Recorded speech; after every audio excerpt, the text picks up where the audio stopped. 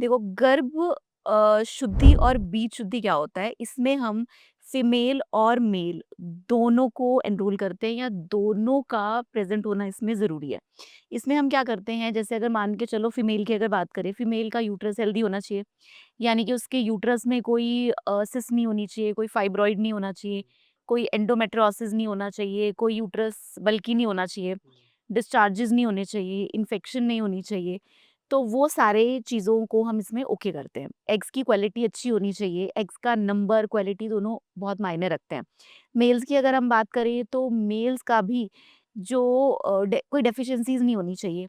अगर मेल को मान के चलो बहुत हाई शुगर है, या बहुत हाई कोलेस्ट्रॉल है, या कोई मेल ऐसा है जिसका वेट बहुत ज़्यादा बढ़ रहा है, तो उन सब में भी कहीं न कहीं कोई ना कोई इनफर्टिलिटी रिलेटेड इश्यूज़ देखने को मिलते हैं। कई बार क्या होता है कि स्पर्म की नंबर तो ठीक होता है, पर स्पर्म मोटाइल नहीं होते। मोटाइल का मतलब होता है जो स्पर्म होता है उसका एक हेड पार्ट होता है और एक टेल होता है। अब जो टेल होता है उसके थ्रू वो मूव करता है। अगर उसकी टेल अच्छी नहीं होगी तो वो मूव ही नहीं करेंगे, वो वहीं पे मर जाएँगे। वो पेनिट्रेट ही नहीं कर पाएँगे एग को। तो उसके लिए हम स्पर्म की जो मॉर्फोलॉजी है, यानी उसका नॉर्मल स्ट्रक्चर, नॉर्मल फंक्शनिंग, उन सारी चीज़ों को एन्श्योर करते हैं। उनके सारे हार्मोनल प्रोफाइल जो हैं उस सब को एन्श्योर करते हैं। इसके अलावा स्ट्रेस मैनेजमेंट करना बहुत ज़रूरी है। कई बार ऐसा होता है हमारे पास कपल आता है, उसके सारे टेस्ट नॉर्मल होते हैं, पर आप देखोगे उसका लाइफ़स्टाइल बहुत ख़राब होता है।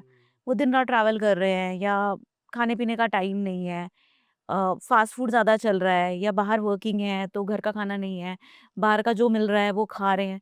तो उससे क्या होता है, डाइट लाइफ़स्टाइल में ना बहुत सारे चेंजेज़ आ जाते हैं, जिसकी वजह से समटाइम्स एक कपल कंसीव नहीं कर पाता। तो जब हम डिटॉक्स करते हैं तो ये सारे के सारे जो अंदर इम्बैलेंसेस हुए हैं उस सबको बैलेंस करते हैं, और काफ़ी कपल्स उसके बाद हमारे ऑलमोस्ट काफ़ी कपल्स हैं जो कंसीव कर जाते हैं। ऐसे भी कपल्स आते हैं जो आईयूआई या आईवीएफ करा चुके हैं, उनके वो भी 2-3 साइकिल से फेल हो गए हैं।